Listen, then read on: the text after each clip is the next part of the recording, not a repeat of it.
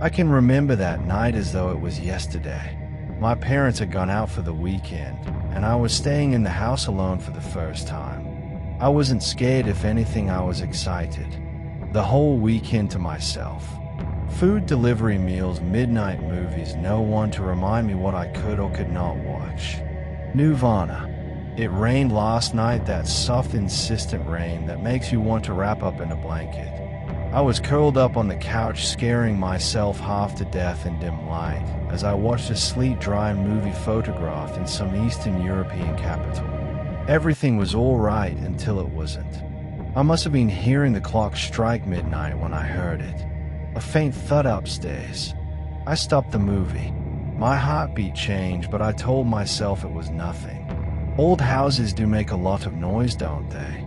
Maybe it was the wind. Maybe something fell. I'd rather think so.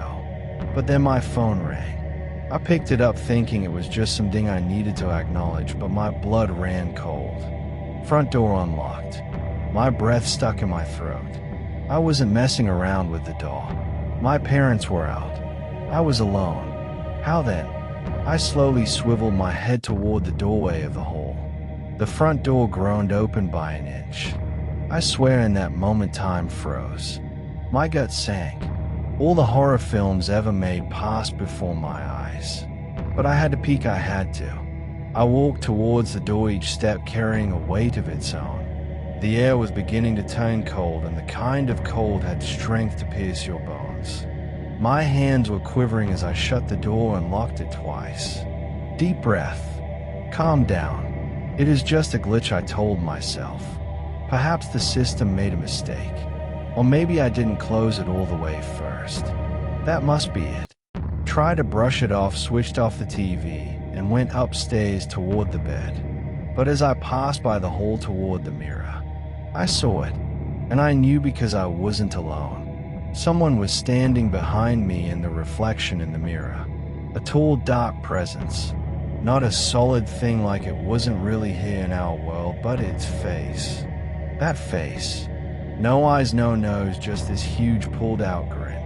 I was paralyzed. My body wouldn't budge. My throat spasmed as I let out my breath in short, spasmodic bursts. I was paralyzed like a deer in the headlights, and I knew something terrible was going to happen. And then I did the stupidest thing I ever did.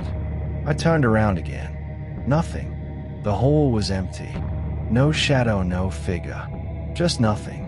I gritted and forced myself to swallow hard and pull my eyes back to the mirror. It was still there, and this time it was closer. Haze filled my vision. I took a step backward, shaking, but in the mirror I didn't move. A breath hung in the air so close that it felt as if it whispered against my skin. You locked the wrong door. The lights flickered. The mirror shattered, and then all was black.